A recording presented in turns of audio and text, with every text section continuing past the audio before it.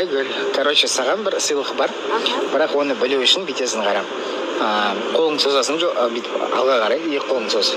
Екі қолың соз? Иә. Енді көзіңді жұм. Так, бірақ көзіңді ашпа. Не деп ойлайсың? Очки? Енді ашып қара. Айтма очкisi. Мен саған помнишь, айтдым ғой сен андай эфирде көзің ауырады деп. Мынау менің осыны андай жақсы көретін очки. Киіп көрсең. Сен еще маған очки берейін едің ғой, так былай сыртта. Иә. Вот дерзкий. Ой, сұмдық андай байдың қатындары болады ғой, андай тәп қойып жүреді. Ана сұмдық болып тұр, мына нәрсені айтамын. Что, правда? Иә. Все, құтты болсын.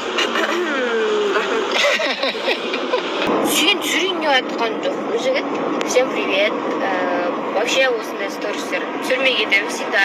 Күнделетіп мені мына жігіт апарып тастайын деп жатқаны бар.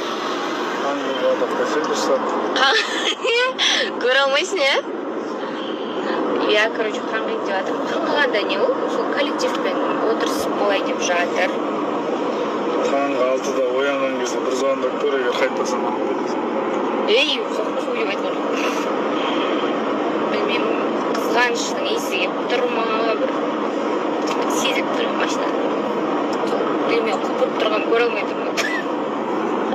Жұмыстарымның барлығын бітіріп, Ашат әтеме келдім. Бір күшті нәрсе ақылдастық. Скоро білетін боласыздар. Көрсетейін бе сіздерге. Шлюба Петрусь. Әдемілігіңізді айтам да. Өмірде вообще көрсеңіздер ше. Рахмет.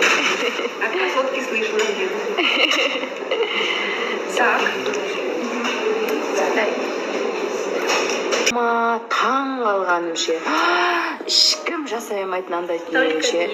Только Зарина Стикан көрсетші. Еще бір рет көрсетем. Таң қалдым ғой. Еще мен мынандай розы қылып отырған. Қараңыздар.